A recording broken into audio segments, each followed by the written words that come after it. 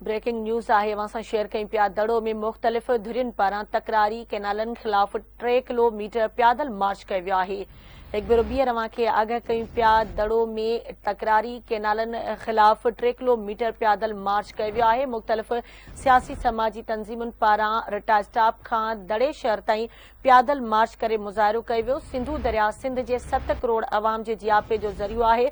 मुज़ाहिरीन जो चवणु आहे हुकुमरान सिंध खे सुकाइण वारी होड तां लही वञनि, दरिया ते धाड़ो हणी सिंध खे रेगिस्तान थियण न ॾींदासीं। अॻुवाणनि जो ख़िताब कंदे इहो चवणु हुयो।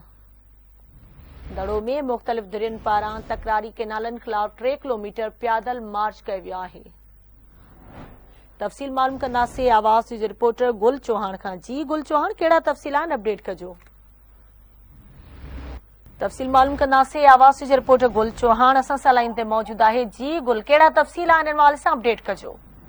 जी, तकरारी कैनालनि ख़िलाफ़ सिविल सोसाइटी पारां रटा सुमरो खां 4 किलोमीटर पैदल मार्च कयो वियो आहे, जंहिंजी अॻुवाणी कयूम सुमरो, रशीद आज़ाद सुमरो, निज़ाम मेमन ऐं मुमताज़ शाह बुखारी ऐं ॿियनि कई आहे, जंहिंमें मुख़्तलिफ़ सियासी समाजी ऐं शहरी तंज़ीमुनि शिरकत कई। मुज़ाहिरो दड़े शहर जे पिञारी पुल ॾाढो पहुतो त जलसे में तब्दील थी वियो, जिते मुख़्तलिफ़ अॻुवाणनि ख़िताब कंदे चयो त सिंधु मथां कंहिं क़िस्म जो तकरारी कैनाल नामंज़ूर आहे। हिननि मुतालबो कयो त फौरी तौर ते अहिड़े क़िस्म जो कैनाल वारो मनसूबो रद्द कयो वञे।